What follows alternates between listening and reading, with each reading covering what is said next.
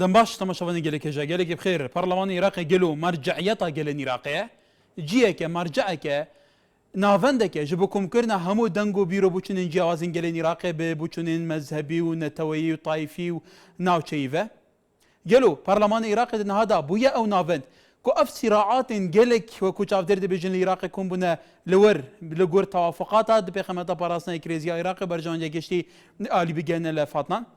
ایرو پارلمان عراق جویا وکودی دناو جوین د بگمان پیوزبوس دستا سروکاتیه بیتال بجارتن دناو دستا سروکاتیه سلیم جبوری وکو کاندید سونیان پیتری صد و نود دنکینام بو سروک پارلمانی دیو دا جگیری یکم و دوم کتنا نوال بجارتنا دا برزان لجگیری یکم که بگمان لکتله و پیمانی نشیمانی شعکانه سه مرشحیان هبوه یکی کلوان حيدر عبادي كبشيكي فرمي وكو سروكي ام كتليه ابراهيم جعفري وتي مرشحي اوان بوا دواتر احمد شلبيش دكتور احمد شلبيش اكو صفتي شخصي او خوي هالبجات هذا بالوراويكي ديك شباب بلام منافسي نيوان حيدر عبادي ولقى احمد شلبي زور ليكتر نزيبون لانجاما هيج كامل امانه نيتواني و دنگي بيويز بدز بخبوي بتجيري يكمي سروكي برلمان العراق لو كاتا كفعلا دبت هريكي كان بپی یاسا و بپی پیروی ناخوی پارلمانی عراق هر یکی کلان ده به 165 دنگ بینه پی مایا حیدر عبادی کمتر ل 150 دنگی نبو احمد شلبیش رژه کی کمتر یه نبو لیسا ده بگمان کوبونه پارلمانی عراق بردامه جگیری دومی سروکی پارلمانی کردستانیش کاندیده کی کرده به بی توافقاتی لاینا کردیه کان لگه لاینا کانی تره اویش آرام محمد سروکی فراکسیونی گورانا بو جگیری دومی سروکی پارلمانی عراق برزان وهین بینن آنها جوینا راستوخه یا پارلمان عراقیه بگمان او دمک اف جوین بردوام چند ساعتان دوم کریه ولی سر اکران نارتی بو باوی که زندی تا واشاندن بارزان کو بنوی که پارلمان عراق بگمان چندین ساعت دستی پیگرده او به بردوام دوازانیاری کان لسر ناوخوی پارلمانی عراق لناو پارلمان چیا گذاره لاینا کان چون توافقیان کرده و دستی سروکاتی چون لبجره لیره لشاشه نارتی بردوام بو و گوزینه و هم لچارچوی بچونی چاودێرەکان هەم لە چارچوەی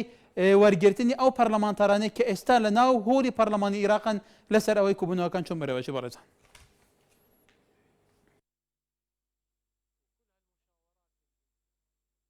بگومان بەردەوام بوویەوە گوازینەوە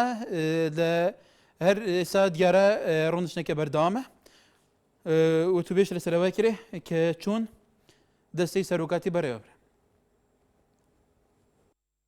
وأرجوكم أن تتفقوا معي. نبدأ الآن بالتصويت على شخصين وهو الدكتور حيدر والدكتور أحمد الشلبي بأمل أن نصل إلى نتيجة. يا أخوان ماكو حل آخر ماكو حل فخلي يصير بهاي الطريقة وأترجاكم فإذا نبدأ الآن يلا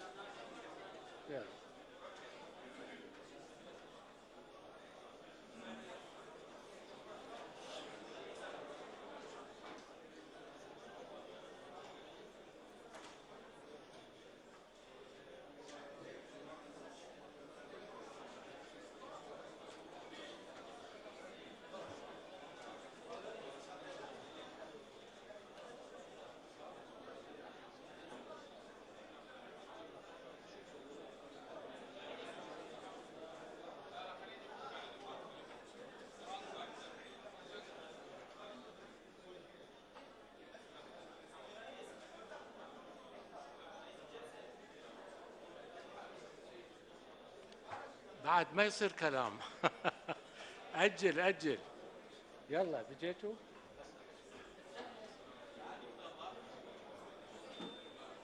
يعني احنا عندنا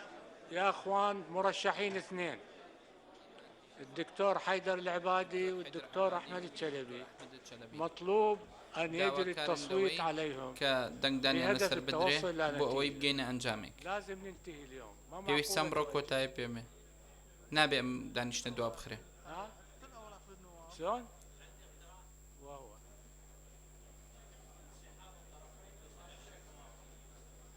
لا لا هسه مو تفتح لنا باب جديد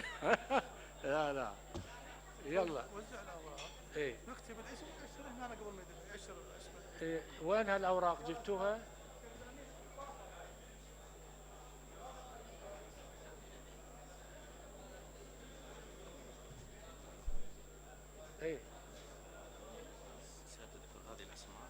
خلاص بعد ما اقول اسماء، بس تنادي عليهم يجون. لا لا، رأسا نقول لهم تعالوا وصوتوا. مو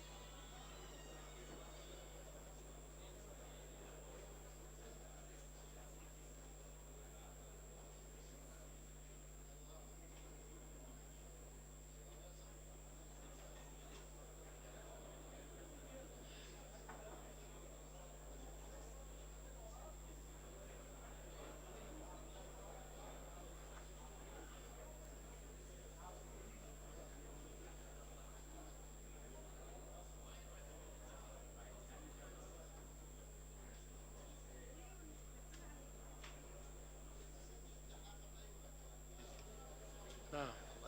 صحيح.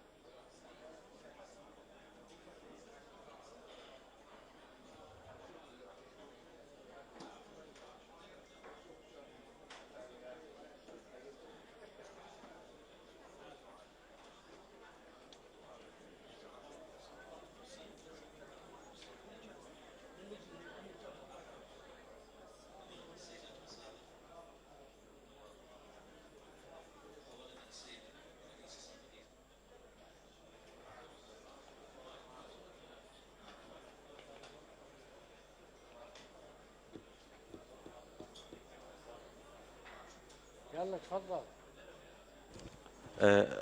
خولا سيادة رئيس السن رئيس الجلسة بقراءة الأسماء للسرعة. سەرۆکی الأسماء التي بە تەمەنی پەرلەمان ڕایسپاردین کە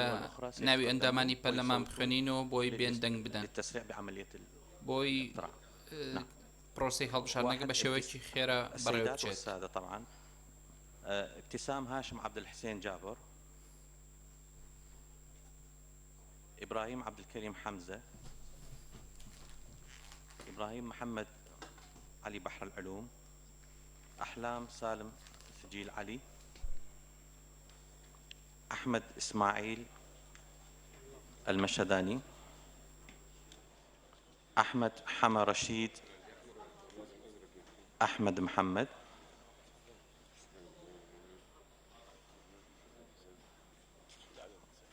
أحمد سليم عبد الرحمن علي، أحمد صلال عزيز محمد البدري،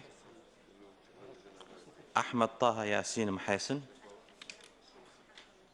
أحمد عبد حمادي شاوش.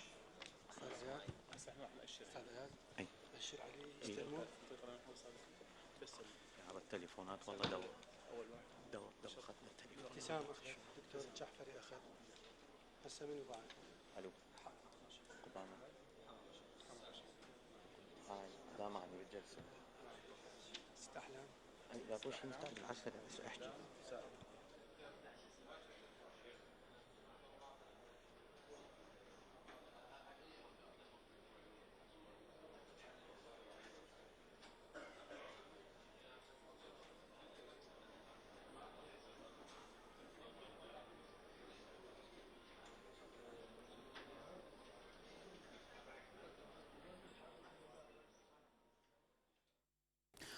بەڵێ بەرەزان بێگومانەوەی ئێستایەوە ئەبینن ئەوە کوبنەوەی پەرلەمانی عێراق کە جارێکی دیکە دوای پشوویەکی کورد دەست پێ کردووە مشتومڕ و گەنگێشە و نیقاشی پەرلەمانتاران بە تایبەتی کۆتای هاوپەیمانی نیشتیمانی لەسەر ئەوەیە ئایا هەردووکێ بربژارەکە هەردوو کاندیدایەکی کە سیرایی لەبینیان بوو لە چارچۆی هەڵبژاردنەکان ئەویش حەیدەر عەبادی و ئەحمەد چەلەبی بوو هەردووکیان دەستنیشان بکرێتەوە یان کەسێک بێگومان وەکو دیار لە قسەکانی سەرۆکی پەرلەمان پێویستە هەردووکیان تەرشێن بکرێتەوە لەبەرەوە هیچ کەم لە پێناو بەرژەوەندیاوی تر تەنازولی نەکردووە من لە خزمەتی سەرنج و بچنیەوەی خەڵکی کوردستاندام لەسەر ئەوەی ئایا پەرلەمانی عێراق مەرجەیەکە وەکو پێشتر وتم بکوکردنەوەی هەموو دەنگ و ڕەنگ و بوویر و بچونە جیاوازەکان ئایا پەرلەمانی عێراق ئاسوویەکی ڕۆنە کە بتوانێت ئەو کێشە زۆرانە ئێستای لە گۆڕەپانی سیاسی و ئیدارەکردنی عێراقدا هەیە چارەسەر بکە یانی شەکۆ ئێمە ئەبینی لە بینی گەورەترین کورد لە عێراق سیراعێکە لەسەر دەسەڵات سیراعێکی وایە حتا لە شەڕە قسەکان و لە چارچۆی نیقاشاتی خۆیانیشە کە ئەمە کەم تا زۆر وەکو ئێوەی بینەریش بێگومان ئینتیباکەن لە بەرچاوە من لە خزمەتی سەرنج و بچوونیەوەی خەڵکی کوردستاندەمە بڵێ بورهان دووکێ یەکێم پەیوەندی کای بورهان کەرەمکە کای بورهان دام باش برا دەم باش باشی بەڵێ گەلێک ساڵی برا شتەکەی نەسەرتەوەری وەیە چیم بێژم بوو کورتی کەرەمکە هەرچەندە مەڤە سەرتەوەری بیت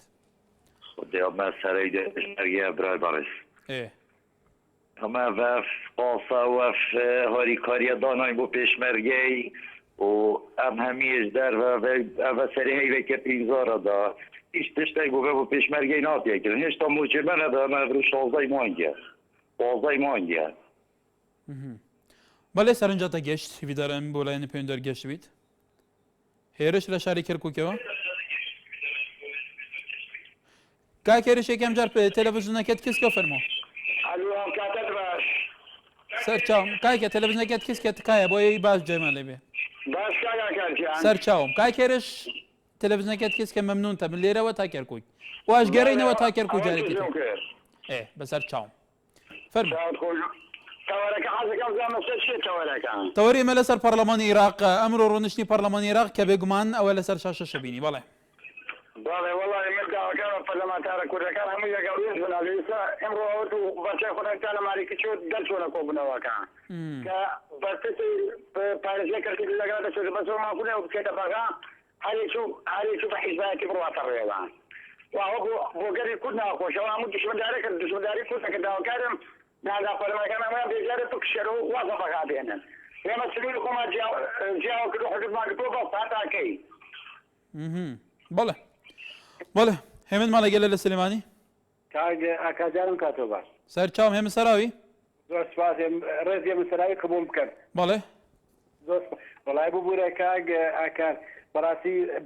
بەداخەوە ئەوەی ئەمڕۆ لە پەرلەمانی عێراق بینیم ئێمە تقریبا ساڵێک زیاترێکە بەڕاستی سەرۆکایەتی هەرێم و دەسەڵاتدارانی ئێمە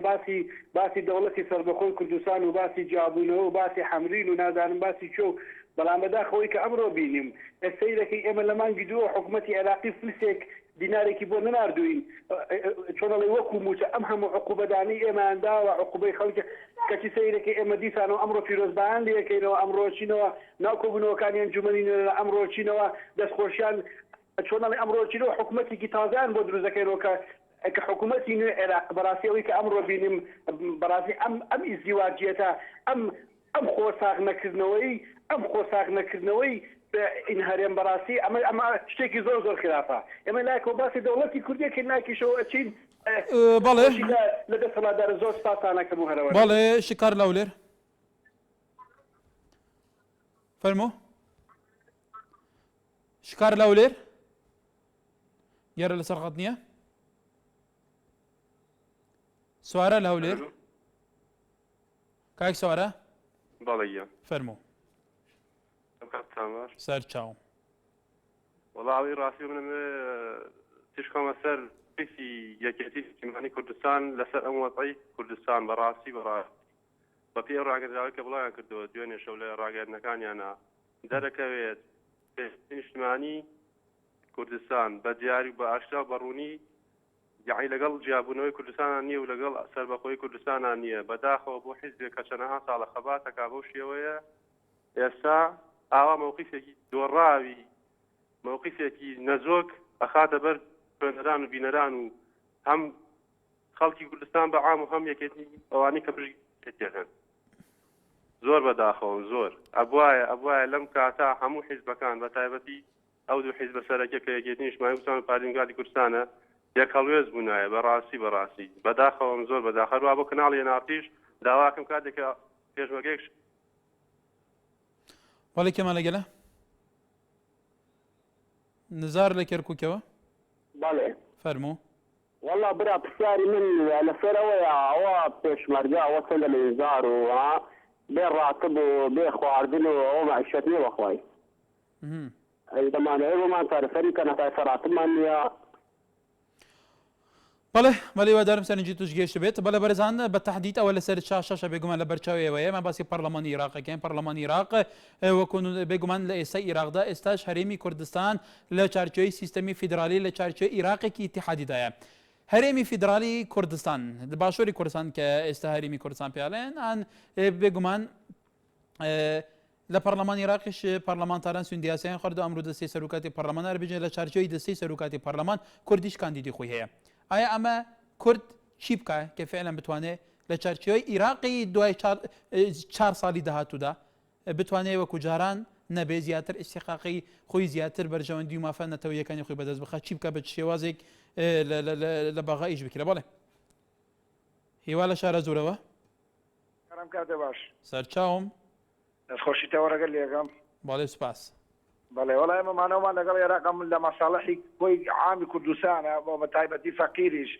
هیوادارم ناوی شانێک نێن ئەمە واکە ئەو واکە ئەوە سەر بە خۆی ڕاگەێنێ ئێمە مەساڵحی گشتی ئەساسە نەک مەساڵحی شخصی یەکێ لە برات ئێمە ئەوە لەمانی دووە ئینمان لەسەر اقتصادمان لەسەرەوەدا هەمووی هاواری لێساوە کاکە هەرێکێ بۆ خۆی قسەکە لەبەرم بەریزە دانیشتۆ شوێنەکەی فێنگە و وەزعی باشە لە خۆی سەیری خەڵکەکە نابێ برای بەڕێزم ئێمە بەسەری مەساڵحی عام بکەین مەساڵحی عام لەسەروی هەمووی وێتی بۆ کەس ناتوانێت بە تەنیا ڕێ لەسەر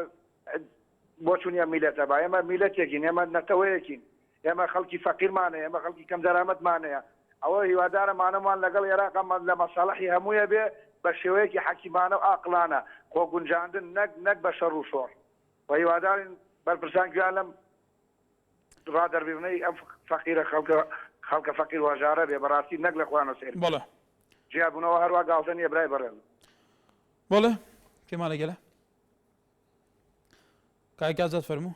جان قسە بکەم باڵێ فەرموو بە سەرچاو چاو ماز دەکەم کاگا کاریانم کاتە باش سەرچاو هەموو کاتێک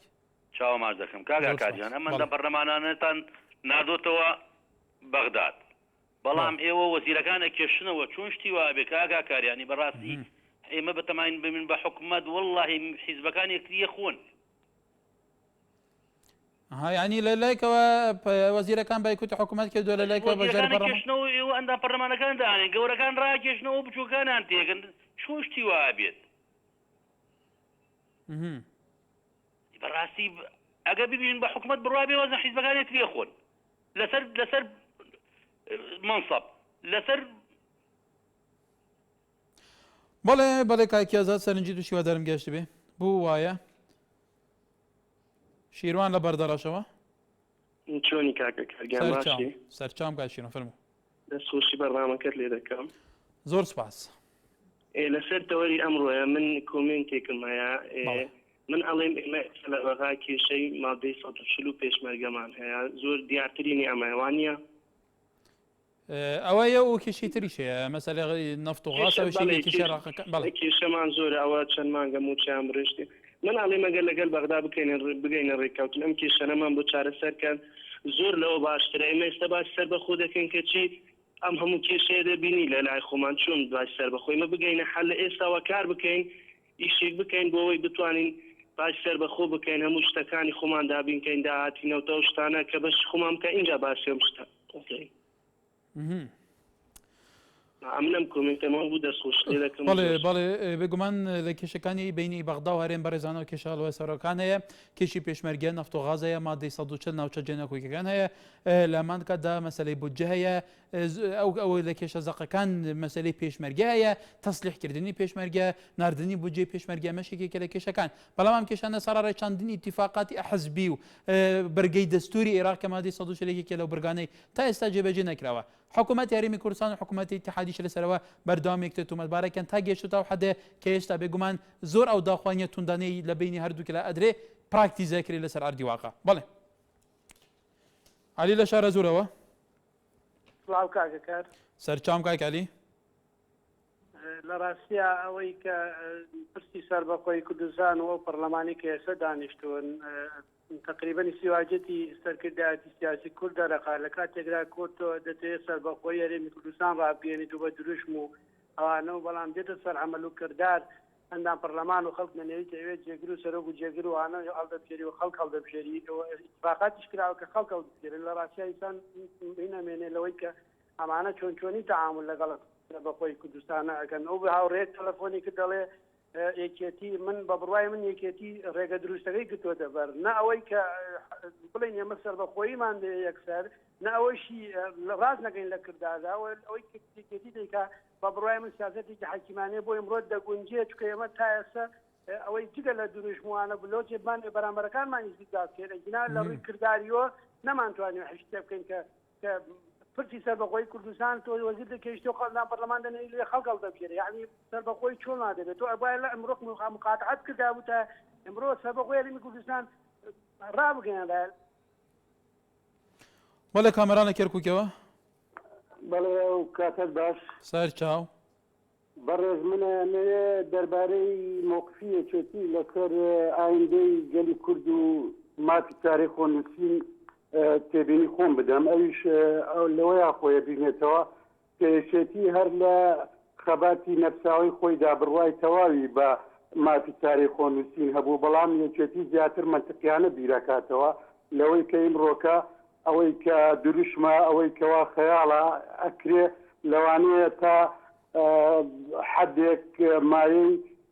مسۆگەتکردنی ئایندەی کورد نەبێ بۆیە لەوانەیە تێبینی لەسەرەوە بێ لە کاتێکە کە یەکێتی نیشتیمانی کوردستان بڕوای بە مافی تاریخ و نووسین هەبوو لایەنەکانی تر تەنانەت بڕوایان بە فیدرالیەتیش نەبوو دروشمی حکمی زاتیان بۆ گەلی کورد هەڵگرتبوو ئەوە یەکێتی نیشتیمانی کوردستان بوو کە ڕاستەوخۆ لەلایەن پەرلەمانی کوردستانەوە هەڵگری پەیامی فدرالیەت بوو دواتریش لە دروشمەکانی خۆیدا مافی تاریخ و نووسینی بۆ گەلی کورد. بەڵێ ڕائید گەلمێل قەسرووکێ ئەلو چاوانی باشێ گەلێک سوپاس کاکە کار دەست خۆشێل بەرنامەتە بکەم هیوادارم بەرنامەتە هەریە بەردەوام بیتن خدمەتەوە بی خەڵکی دەبیتن و ئەس کو ئەڤڕۆکامە دیدی ئەندام پەرلەمانی کوردستانê چوینە ji bo Iraqê wezîr kişîne ve bi rastî tiştekê bijmete teecib e ku çûna anda perlemanê Ekrem serbexwî bixwazin û anda perlemanên Kurdan çûne wêrê nizanim çi bêjim yanî ku dewlet bûnê dixwazin ku potebû perleman anda perlemanê xwe firêkirine eger tu her şolê bikey te wezîr kêşana ve te endam perlemanê xwe firêkirine wêrê an ku ev dî şêwey tu neşê kêşên xwe çareser bikey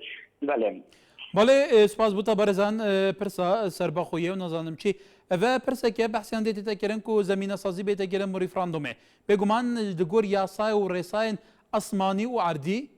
هەر ملەتێک هەر کەسێکیشمە حەقێمەیە ئەم چارەنویسێ خۆ بدەستێخوا دەستیشانکەین نەک چارەنویسێمە و مەسیرێمە زۆری بتعدایی بکەویتە دەستێ چی کەسێکێدی چ ملەتێکێدی حتا یەکۆڕی کچێ نابی بکەویتە دەستێ بابی ئەی چاوت بێت مەسیرێ ملەتێکی چەند ملیۆنی بکەویتە بە زۆری بکیمیا بتعدا بکەویتە دەستێ ملەتێکێدی تاشان گرنگە خەڵکی کوردستانێکە بە حەقێکی و مەشروعە ئیستیفتای بکات شارژەوەی ئیستیفتایدا بڕیارە خۆ بدە دامادەمدا مەسەلا ئیزدیواجەت حتا دناوە ئەوان هاوڵاتیان ناوێ پەیوەندیت کە نەیک دەبێژیت پارتی مووقفەیەک دەبێژیت یەکێتێوەیەک دەبێژی هوفەیە هەنی بوو هەیان ها سەرکرداتی سیاسە کوردان بەرنامە استراتیجێک سەرپرسێن ئەساسی وەسای پێست نییە حتا تەسیرێکە باش ئەندامێتوانژی بکەێت نەک ئەندامێتوانژی وەکوان هەزر بکەن هەرێک بچوونە حەز بۆ خەبتنێت تەبەنی بکەێت و ئەگەر تشتێکە بیت بەرژەوەند دیانە تاوی دەبیت بەڵێ دچارچوێ بچوونە لایەنێکی دەبیت توێژی قبول نەکەت ئەفرۆشە بۆ هەیە جەلال لە بێت واتە کای جەلال فەرموو ئەم کاتت باش هەموو کاتێکت دەستخۆشی بەرنامەکەت لێ دەکەم بەڵێ سوپاس بۆ تۆ ئەم پێم باشە ئەو ئەندام پەرلەمانانێک کە چوونەتەوە بەغدا لەوێ شەڕی مافی گەلی کوردکەن باشترە لە سەربەخۆی لەبەرەوەی ئەو ئەزمانێک کە دیتمان ئێمە ئەو ئەزمانێک کە پێدا تێدەپەڕین ئازمەکان یەک لە دوای نەهامەتی بەدواوە دێ. بەڵێ بەڵێ سپاس بۆ سەرنجی تۆش کێمان بەڵێ ئەوە تا ئێستا یەکەم کەڕەتکە کوتیان ئەوە 90 ڕۆی لە 90 ڕۆژنەکەیدا سوتەمەنی هەموو گرام بوو. ئەگە بێت و بینە دەوڵەتی سەر بەخۆ نەموچێ فەرمانبەران دەدرێ نەی خانە نشینی یعنی هەموو کاروبارەکان ڕادەوەستێ و دەوەستێ. بەڵێ بەختیار لە شارە و لێرەوە ئەم کارە وەسکاگەکەت سەر چاوم باشی بڵام زۆر سپاس فەرمووکای بەختیار کاگاکێک ئەمە وەکو شخصی خۆم پێم باشە لەگەڵ بەخا تەفاهم کرێ و ڕێکەوی نەک سەر بەخۆی کە سەر بەخۆی لە بەرژەوەندی ئێمە نییە ئێمە هێشتا سەر بەخۆیمان وەرنەگرتووەوەدا نەپارە لە وڵاتە نەما بەغایە دەڕەشیکرد و چە نەما خەتی سرفەیە وەستاوە سرفەی زەواج سرفەی عقار سرفەی پێشینەی هەموو دامودەرگاکان ڕاوەستاوە جا کێشەکە دەوڵەم من بۆچوونی خۆم کێشەکە لەبەری لەڕێ سەربەرزانی و جەنابی مانجیدایە باشە بابیشە دەست لە کار کێشتوانێ دواری کە لەسەر حکومت دەستانی لەگەڵ علاقا بشیت کە بەسەر بەخۆی هیچمان بۆ ناکرێت برای خەیلیشیان بەرەسەوە بۆ هەنجار نەفەقێنان لێرە بەشکرد خەڵکی کوردستان ئێجا ئێستا لەسەر دەڵێت دەروی شەویش دەم بۆ مەدرسەیشیان نادەوێیان داگیر کردووە وەڵا ئارا بڕازە هەموو دنیا خۆن و کەسی پێیان ناڵێت کوریشی بۆیە من پێم باشە ئەو دوو بەڕێسەریشان لەسەر کار کێشتوانێ بادوانی کە ئیدارەی وڵاتە بەنەوەی لەگە بەغا مەسلحەتی تایبەت تاوامان لەگە بەغایە بەسەر بەخۆی هیچمان بۆ ناکەی ئێران ناکەوە تورکیا بەیانی بەرژەوەندی لەگەڵ بەغایە حساب بۆ ناکات دەستنووری ئاویشمان نییە کەواتەوە نۆتەر بۆ خۆی بێت. وەڵێ بەرەزان بەپێی ئەوە لە پەرلەمانی عێراقی نەبینین ئەو ئیبراهیم جعفەری بێگومان وەکو سەرۆکی لیستی هاوپەیمانی نیشتیمانی شیعەکان کە لیستی زۆرینە لە پەرلەمانی عێراقە ئەوە قسەکە بێگومان پێشتریش لەسەر ئەوەی کە بەپێی ئەو لە ماڵپەری نارتی بەڵاو بووتەوە ئەڵێ جارێکی دیکە دەست پێکاتەوە کۆ دەنگدانیش بێگومان لە بینی حەیدەر عەبادی و ئەحمەد چەلەبی پێشتر مەڕەشەحێکی دیکەشە بووە ئەم جارە لە بینەوە هەردووکە کە ئەم هەردووکانش منافسەیان زۆر لە یەکتر نزیک بووە بێگومان هیچ کەسیان نەیانتوانی دەنگی پێویست بەدەست بێنێ بەڵێ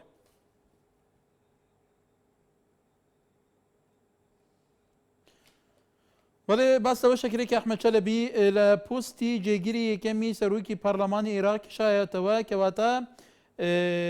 زیاتر گرنتی سەرکەوتنی حەیدەر عەبادی ئەکرێ کە هۆی سەرنەکەوتنی لە هەڵبژاردنە لەبەر منافسەکەی بۆ کە ئەحمەد چەلەبی بۆ بەڕێزان بەڵێ کێمان لەگەڵە شڤان ئاکرێ کاک شڤان کەرمکە چۆنی کەسەکە گەلێک سوپاس دەستخۆشیاوی پارەی تاکتە بەڵێ زۆر سپاس فەرموو زۆر سپاس بۆ قەرەفیاس پێشمەرگایە چۆن دەێت 16 مانگی 16 مانگی دەرباز یعنی گرنگێت نوای تا پێشمەرگەیدا ببیرە من از خارج دیتایەتەوەم بەڵام ئەگەر پێشمەرگە نەویت چەوە دەچینیرێتە پاڕۆست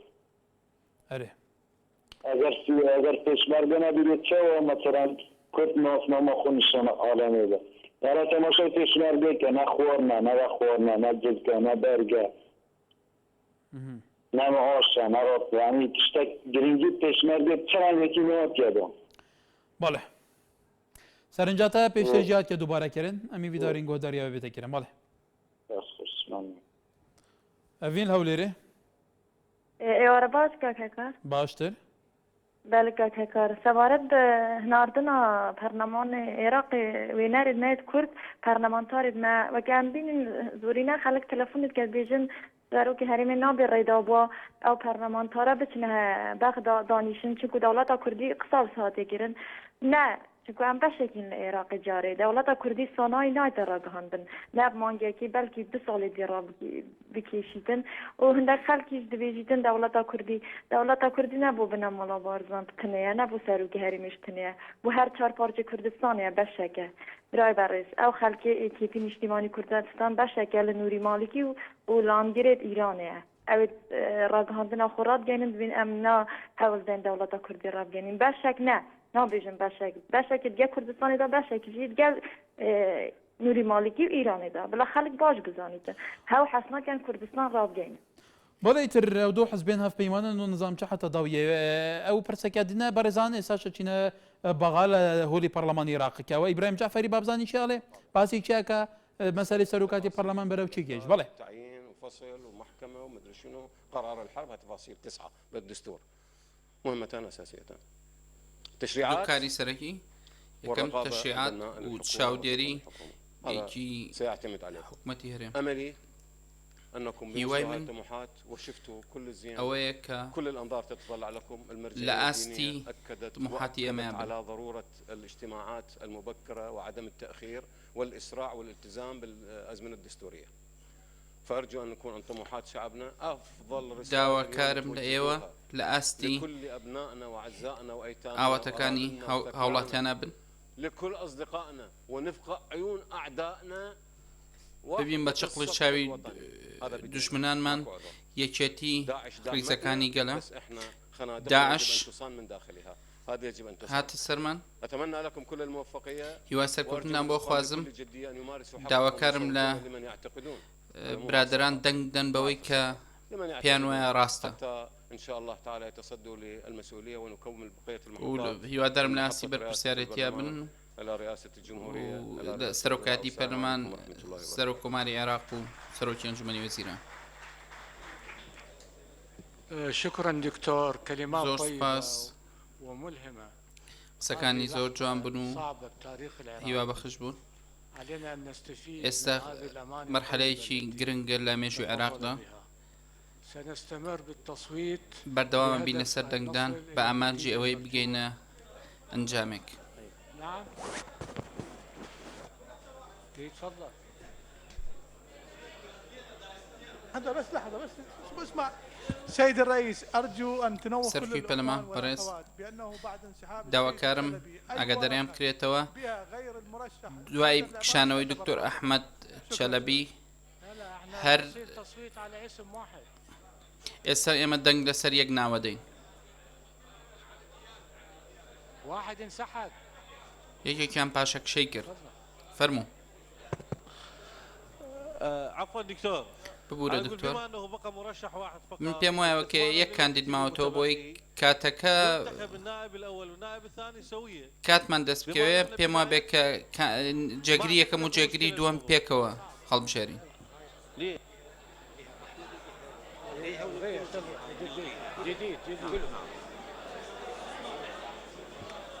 هسه الاسم يا اخوان برادران عندكم اسم واحد فقط. ئێستا تەنها یەک ناوتان هەیە، ئەویش حەیدەر عەباتیە و دەنگی لەسەرە دەین.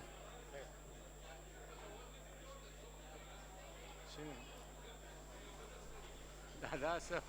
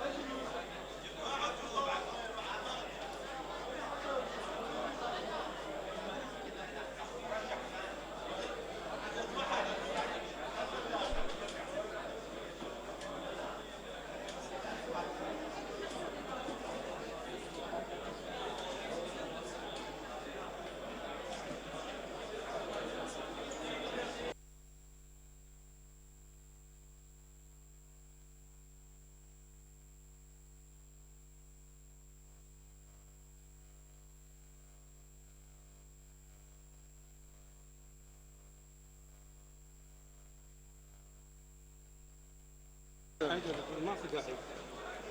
ثاني قسم. اي لا ما في داعي. يلا العفو. راح اقرا على حضراتكم 20 اسم. 1 السيدات والساده: ابتسام هاشم عبد الحسين، ابراهيم عبد الكريم حمزه محمد، ابراهيم محمد علي بحر العلوم، احلام سالم ثجيل، احمد اسماعيل ابراهيم المشداني، احمد حما رشيد احمد محمد، احمد سليم عبد الرحمن علي، أحمد صلال عزيز، أحمد طه ياسين محيسن، أحمد عبد حمادي شاوش، أحمد عبد الله الجبوري، أحمد عبد الله محمد موسى، أحمد عبد الهادي عبد الحسين الشلبي، أحمد عطية أحمد علي السلماني، أحمد علي محسن تركي الخفاجي، أحمد مدلول محمد مطلق، أردلان نور الدين محمود، أرشد رشاد فتح الله، أزهار عمران محمد سعيد عمران، ست أحلام سجلتي؟ أسامة عبد العزيز محمد، اسكندر جواد حسن ولا برزان دوایەوە کە ئەحمەد چەلەبی پاشە کشێکێت لە کاندیدکردنەوەی خۆی بۆ پۆستی جێگیری یەکەمی سەرۆکی پەرلەمانی عێراق تاکە کاندید لە ئێستادا حەیدەر عەبادی وەکو مڕەشەح ئەنکۆ کاندیدی فەرمی لیستی هاوپەیمانی نیشتیمانی شیعەکان لە پەرلەمانی عێراق بۆ جێگیری یەکەمی سەرۆکی پەرلەمان کە بێگومان نەکۆیەوە بینن ئێستا پرۆسەی دەنگدان جارێکی دیکە دەست پێ کاتەوە بە هەڵبژاردننی جێگیری یەکەمی سەرۆکی پەرلەمان کە تەنیایەک مڕەشەحە دواتر جێگیری دووەمیش هەڵە بژێرێتەوە ئەخرێتە پرۆسەی دەنگدانەوە ئەویش تەنهایەک مڕەشەحە کە ئارام شێخ جەمالەک و مڕەشەحی کوتەلە کوردیەکانی پەرلەمانی عێراق بڵێ حاجی زاخود گەرمێ باشێکێک حاجی قضية سواء كهرباء يعني مخاطية بندم علامة على أساس دولارية كلش طالما أن شيء كومبونا برنامج العراق مخابني شيء لا نشوان شو نتشة ليبدي ناتا دولة بون روجك دوا ده تكرن الدولة ما يجيبون عربة أشخاص مخابني شيء نوان همي تبيجين جنب أطفالنا وباص لما تفيدنا بأنها بشكل عراقي بله توانا لسليماني كاي توانا كاغا كانم كاتب باش سر چاوم فرخيته وركد لي كم بله سپاس بو تو فرمو كاكا براسي پێشنیارەکەی وەکو لە ئاگریەکێتینە بەڵام وەکو کەسێک وەکو هاوڵاتیەک ڕەهی خۆم دەربڕم ئەو پێشنیارە شتێکی زۆر باشە بەڕاستی چگومان بۆ ئێمە هەموو کوردستانە ئەوەی لەم هەرێمەی خۆمان ناژی شتەکان لەبەر چاومانە یعنی تۆ وەکو وایە گێستا داوای سەربەخۆیەکەی وەکو کەسێکی ئاسایی وایە ئەردێکی 1000 مەتری ئەساسی هەڵکەنێ بڵێ کاکە من خانوێکی وا دروستەکەم بابە تۆ هیچت نییە ئەم هەموو قەیرانە بەریەقەی کوردستانی گرتووە ئێمە باشترین حل ئەوەیە هیچ شتێک بە زۆرە ملی و بە زۆرداری و بە هەڕەشە و گوڕەشە ناکرێت خوێنی چەندەمان خوێن ڕۆژ ئەوەی تر بە بەلاش با نەڕوات ئەبێ ئەم شتانە هەمووی لە ڕێی قسەکردن و دیالۆگ و ئاشتیانەوە بکرێت سەربەخۆیی چۆن بۆ شێوەیە بێت تۆ وڵاتەکەت لە قەیرانێکە ئەو سەری دیار نییە کەم ئەندامە موچەی نایەتی ئەمە نیەتی ئەوە نیەتی نازانم حکومەتی سەربەخۆ چۆن ئاوە ڕاگەێنێت باشترین شت ئەوەیە بگەڕێنەوە بۆ دەستور و بە یاسا و بە هەموو پێشنیارەکان بە ئاشتی و بە تەبایی ڕێک بکرێت زۆر باش بەڵێ سیروان لە کەرکووکەوە ئەم کاتت باش کاکا کارجان سەر چاوم هەموو کاتێکت سیوار کەرکووک دام کاکەکان دەست خۆش بێن بەڵێ ئێمە خۆشحاڵین فەرموو سپاسەکەم ئەوڕۆ لە کەرکووک من بەنسبەت تەوەرەکەتەوە کاکە هاکار بەنسبەت گەڕانەوەیاندا پەرلەمانەکان بۆ ناو پەرلەمانی عێراقدا ڕاستێکی ئاسایە هەندێک خەڵک دەڵێ سەربەخۆی چۆن ئەوا دەبێ و سەربەخۆیە کاکە لە 92 دەناوی سەرۆک بەرزانی لە ناو کۆیە بڕیاریدا بۆ میلەتی کورد کە بە دەوڵەتی یاسا و بە هەڵبژانی خۆی بگا ئەمڕۆ پێم سێری هەندێک خەڵک دەڵێن وەڵا نابێت چۆن دەبێ ئەمڕۆ مادام کتێتی دەبێ ئێستا نەچینەوە بۆ دەنگدان و بۆیە و کاکە جا ساش پێویستە خۆی مەجیان نەبوون بەڵام ئێمە بڕیارمانداوە دیابینەوە ئیشەڵا بە پشتیوانی خۆ پشتیوانی جەنابی سەرۆک بەرزانی دڵنیا بە ئەو خەڵکانەی کاکە هاکاری بەڕێز کە دەڵژن ئەو خەڵکانە پیاوی ئێرانن ئەو قسانە ببۆرە کاکە ببۆرە تو ئەتوانی سەرنجی خۆ نیشا بدەیت بەس ئەمە پیاوی ئێرانە ئەوانجان پیاوی تورکیامە چیە ئەکرێ سەرنجی خۆ نیشا بدەیت بەڵێ بەرەزان ئەمە نازانم ئەمە لە چێوە هاتووە ئیتەرەمە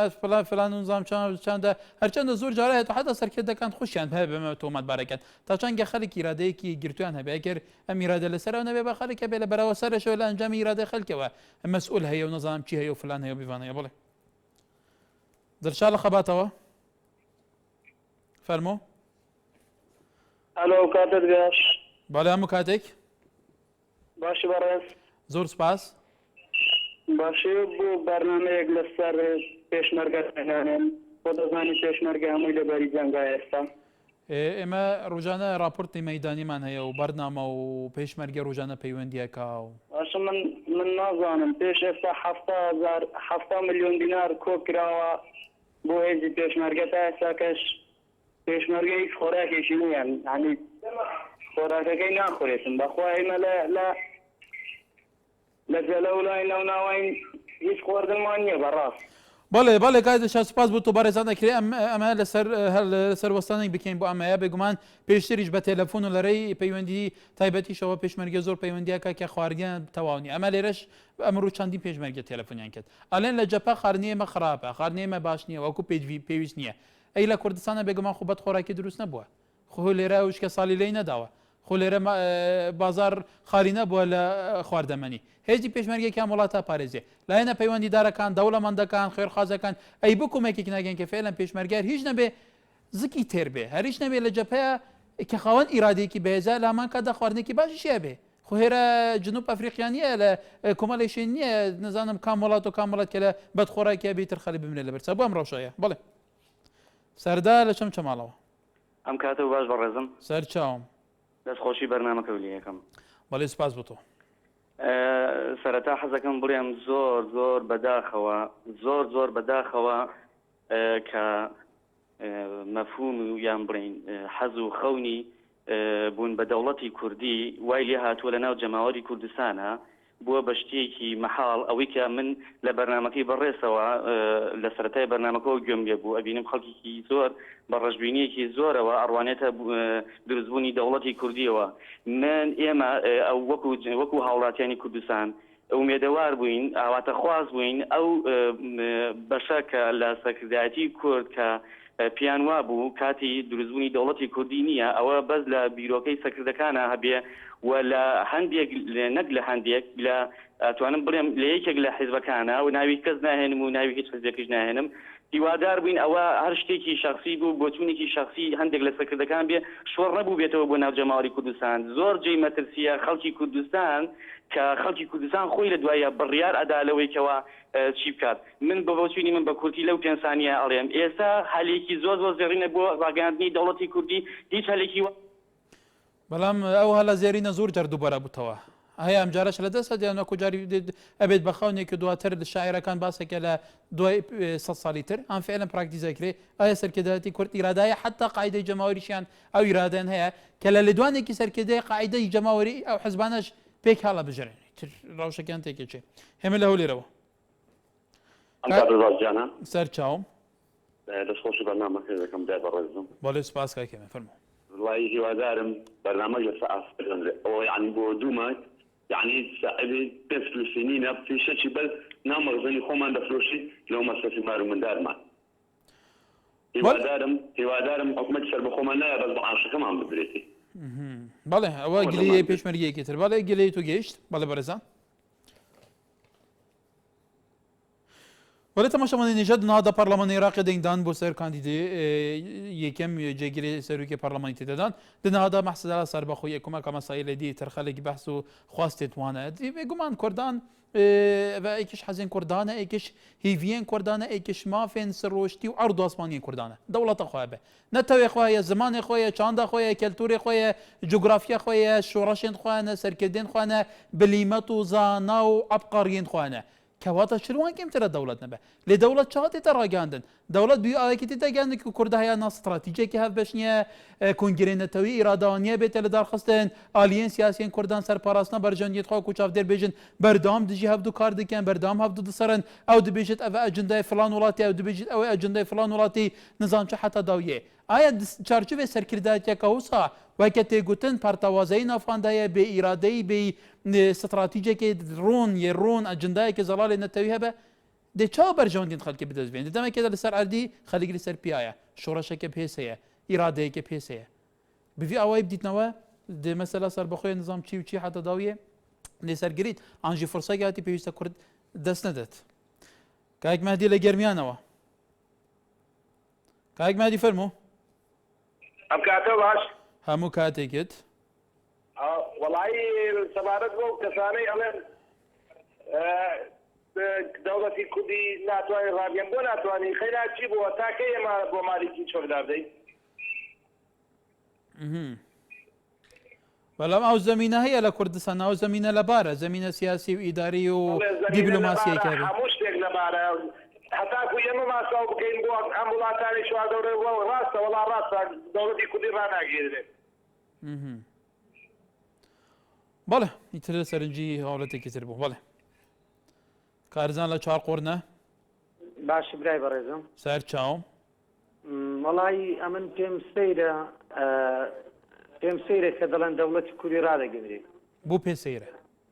لەبەرەوەی دەوڵەتی کوردی نابێت زمینەتە بێت تا ئێستا تۆ یەک شتت نییە لەو کوردستانی خۆت بۆت بێ هەمووی دەبێت لە دەرەوە بۆت بێ بۆڵێ ئێستاش دەوڵەتی کوردی خەونی شاعیرانەیە تا هەموو شتێکمان نەبێت تا هەموو کەلوپەلەکمان نەبێت چۆن دەوڵەت ڕادەگەندرێت بۆڵێ ئەوە خەونی شاعیرانەیە بەڕاستیەوە ئاژاوایە کە لە کوردستان هەڵیناوە ئیشاڵڵا چارەسەر دەبێت بەڵام هیوادارم دەنا کە کاک مەسعود دەڵێ حکومەت ڕادەگەن با چاوە ئاگایەکی لە پێشمەرگەی فەقیر بێ بەڵێ بەڵێ بەرەزان پێش بێگومان 300 ساڵ پێش ئێستا ئەحمەدی خانیاڵێ گەرمەش هەبوایە ئیتیفاقی بابرا بە ئیتیحادێکی دەمی فارس و عرب و عجم ژمارە دەکردن خۆڵامی گەر و نها هەیە گاوێژی کورد ئەvێ خەون حاجە قادرێک کوێژیت بێژە بارحاڵ بەرەزان بێگومان ئەوە کۆبنەوەی پەرلەمانی عێراق بۆ هەڵبژانی دەستەی سەرۆکاتی کە مڕەشەحێکی کوردیشتایە مڕەشە یا پەیمانی کۆتە لە کوردیەکان بێگومان ئەویش دوای ئەمە تەسویتی لەسەر درێ لێرە وێنەکە بوتان بەردەوام ئەگوازینەوە و بەردەوام تەتەوراتی ناوی هۆڵی پەرلەمانی کوردستان بۆ ئەوەی بەڕێز ئەگوازینەوە کە لەوێ چ ئەگۆزارێ چون دەستی سەرۆکاتی هەڵە بژێرێ بێگومان لێرەیە لە بەردەمای مایکی خەڵکە من ئەوەی بەڕێز بەجێلم دواتر هاوکارانم بەردەوام ئەبن لەسەر ڕوومالکردنی چونیەتی بەڕێوەچوونی پرۆسەی دەنگدان بۆ هەڵبژاردننی دەستەی سەرۆکاتی پەرلەمانی عێراقی خولی ئێستا هەر شاد و بەختۆر بن.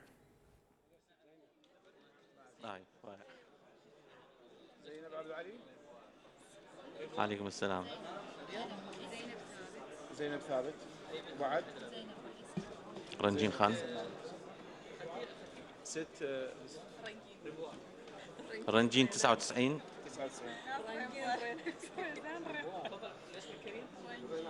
رنجين 99 أشرت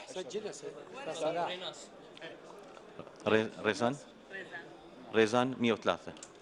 وأستاذ ريناس 104 ورنجين خان وردنا قلت رنجين اكو زيتون في رنجين 99 نعم زيتون حسين مراد رنجين 99 ساجدة محمد يونس عبد الكريم عباس سالم جمعة خضر محمد سالم صالح مهدي صالح سالم مطر عبد حسن سامان فتاح حسن رشيد سبهان سليمان السعدون ستار جبار غانم محسن سرحان أحمد سرحان سرقون لازار سليوة غوريال سروة عبد الواحد قادر إبراهيم سعاد جبار محمد علي سعاد حميد لفتة سعدون جوير فرحان سليم شوقي عبد علي سليم عبد الله أحمد سليم همزة صالح خضر سميرة جعفر علي محمد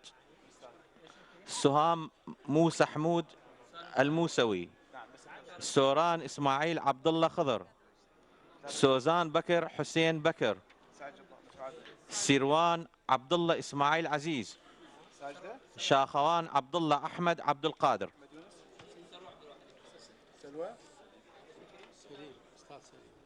سلوى عبد الواحد 126 سميرة استاذ سليم همش سليم شوقي و125 أشرة تفضل 125 سليم شوقي اي استاذ سبحان عبد الكريم سعد جبار محمد علي نعم لا بعد لا بعدنا أشرة سرقونك سرقون شوف سرقون ايش قلت؟ سجلت عبد الكريم صاحب محمد حسن 130 سليمان اسماعيل سليمان موسى مال الاستاذ سبحان بعد بس دكتور حيدر او لا ماكو بعد نعم. سميرة جعفر 128 وسجل 178 جايب الغلط 178 أنا أشرت يعني عبد الكريم اي نعم. أستاذ سيروان أستاذ شاخوان عبد الله شاخوان همينة اي وسوزان 131 سوزان. شروق توفيق عبد الحميد جاسم. شيرين عبد الرحمن دينو. شعلان عبد الجبار علي كريم. شيركو ميرزا محمد أمين. شيرين رضا محمد رسول. صادق حميدي إبراهيم عبد الله. صادق رسول حسون نعمة. صادق صالح مهدي صادق. صالح محمد مطلق عمر. صالح مهدي مطلب عزوز. صباح عبد الرسول التميمي. صباح مهدي حسين الساعدي. صلاح مزاحم درويش الجبوري. ضياء محي الدين الدوري. ضياء نجم عبد الله أحمد.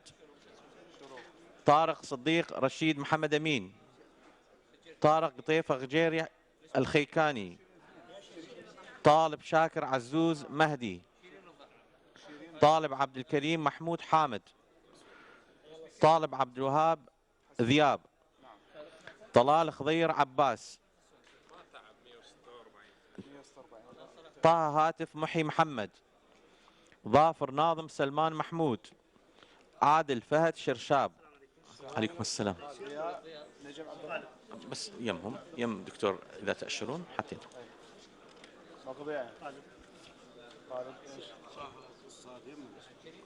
يم دكتور بعد على تأشروا حتى لا يتكرر التأشير. يم دكتور بعد صباح مهدي حسين اي نعم. بعد استاذ عادل. عليكم السلام. 157 عادل شرشاب بعد ولا ام احمد والدكتور الحسناوي. هو ما يجاوب دكتور صالح 143 دكتور صالح الحسناوي 143 اقلب. استاذ ظافر 156 158 عادل مهود الراضي ماهود.